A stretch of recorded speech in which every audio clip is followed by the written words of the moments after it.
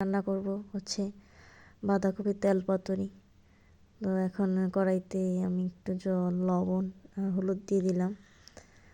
এগুলো দিয়ে একটু জলটা হালকা গরম হলেই পাতাকপি কেটে রেখেছি। তো বাঁধাকপি পাতাকপি তোমরা যাই বলো সেটা দিয়ে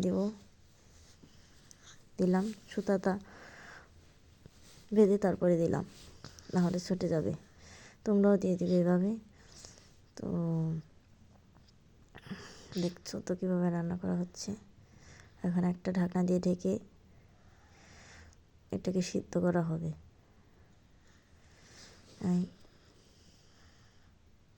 একটা তেজপাতা দিয়ে দিল, ঢাকা দিয়ে। দেখো এখন কি রেখেছি, কাজু, বাদাম, সরিষা, হচ্ছে কাঁচামরিচ, এগুলো পেস্ট করে নিয়েছি। এটা হচ্ছে টমেটো আর হচ্ছে কাঁচামরিচ, টমেটো। এই তো সিদ্ধ হয়ে গেছে প্রায়। এখন আমরা নামিয়ে নেব। বাঁধাকপি নামিয়ে আলাদা করে রাখবো। সিদ্ধ হয়ে গেছে। এখন শুক্তোটা তোমরা রাখতেও পারো, কিন্তু ভাজার জন্য ভালো হয়। আমরা তেল দিয়ে দিব, সয়াবিন তেল।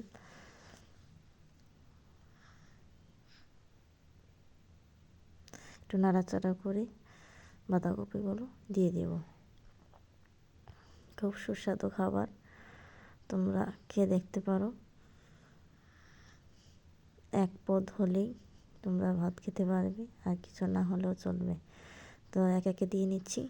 সুতা দিয়ে বেঁধে নেবে, না হলে ছুটে যেতে পারে, ঠিক মতো হবে না, আলাদা আলাদা হয়ে যেতে পারে। ওই দেখো একটা সুতো ছিঁড়ে গেছে, এর জন্য আলাদা হয়ে গেছে। এই ভাজা হয়ে গেছে, আমরা তুলে নিলাম। তেজপাতা দিলাম কড়াইতে, তেলের সাথে তেজপাতা দিলাম, একটু নাড়াচাড়া করে। এখন হচ্ছে মটরশুঁটি দিয়ে দিব। মটরশুঁটি ফুটতেছে তাড়াতাড়ি। এখন আমরা টমেটো পেস্টটা দিয়ে দেব, তারপরে কাজু বাদাম পেস্ট, একে একে সব কিছুই দিয়ে দেব।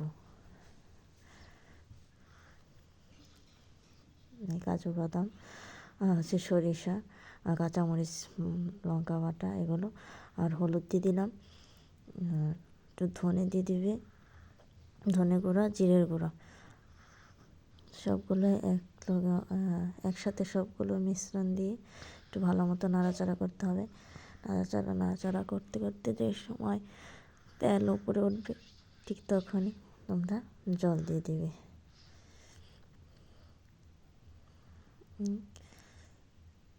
হয়ে গেছে। সামান্য একটু সরিষা তেল দিলাম, যেহেতু এটা তেল পাতুরি, তেল তেল থাকবে। আমরা অল্প তেল খাই, এর জন্য কম দিয়েছি। তোমরা বেশি করে দিয়ে নেবে। কিন্তু আমরা তেল খুবই কম খাই। আমাদের বাড়ির সবাই একটু মোটা, এর জন্য সবাই একটু তেল কম খায়। ওই দেখো দোয়েল পাখি আমাদের উঠানে এসেছে। এই আমরা সব বাঁধাকপিগুলো, ভাজা বাঁধাকপিগুলো দিয়ে দিলাম।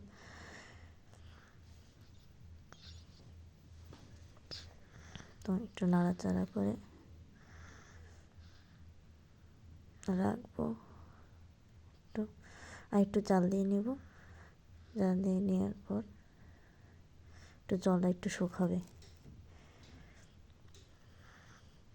জল শুকানো হলেই আমরা এটাকে ধনেপাতা দিয়ে নামিয়ে সার্ভ করব। এই তো হয়ে গেছে। এখন ধনেপাতা দিয়ে নিলাম। স্বাদ মতন লবণ দেবে। এটা শুকনো মরিচ কোনো চলবে না, কাঁচামরিচ দিয়ে। এই তো আমাদের রান্না কমপ্লিট। তো দেখেছো কত সুন্দর, অনেক গন্ধ বেরিয়েছে। তোমরা ট্রাই করবে। Bye bye, tata.